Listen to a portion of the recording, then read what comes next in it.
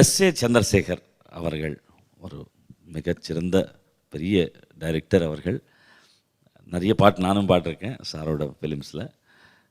அவரை எப்போ சந்திச்சிங்க? எப்படி உங்களுடைய பரிச்சயம்? எங்கள் அப்பா ட்ராமா ட்ரூப் வச்சுருந்தாங்க, லலிதாஞ்சலி ஃபைன் ஆர்ட்ஸ்னு. அப்போ வந்து அவர் வந்து எங்கள் அப்பாவை சந்திக்க நேர்ந்தது. அவர் வந்து இயக்குனராக வரணும், ட்ராமா டைரக்ட் பண்ணணும் அப்படின்னு சொல்லிட்டு கதை சொல்கிறதுக்காக எங்கள் வீட்டுக்கு வந்தார். அவர் ஒரு பேயிங் கெஸ்ட்டாக வந்தார். பர்மனெண்ட் கெஸ்ட் ஆகிட்டார். ரொம்ப சந்தோஷம். சுசீலம்மா அவர்களுடைய அற்புதமான பாடல்கள், அந்த லிஸ்ட்டு ஓப்பன் பண்ணால் இன்னும் எத்தனையோ பாட்டு பாடிட்டே இருப்பீங்க.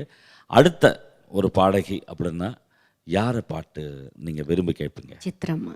எந்த பாட்டு? கல்யாணத்தேன் நிலா காய்ச்சாத பால் நிலா நீதானே வானிலா என்னோடு வானிலா.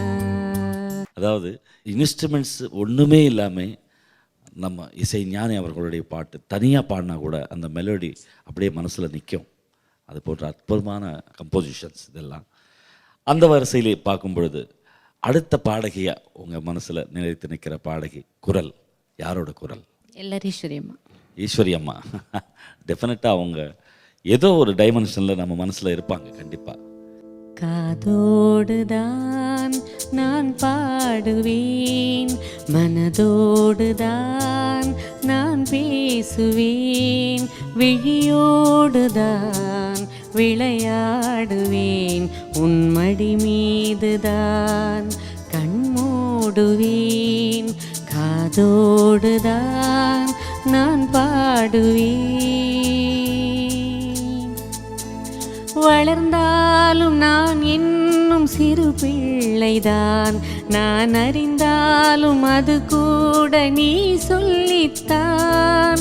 உனக்கேற்ற துணையாக என்னை மாற்றவா, குலவிளக்காக நான் வாழ வழி காட்டவா. காதோடுதான் நான் பாடுவேன், மனதோடுதான் நான் பேசுவேன், விழியோடுதான் விளையாடுவேன், உன்மடி மீதுதான்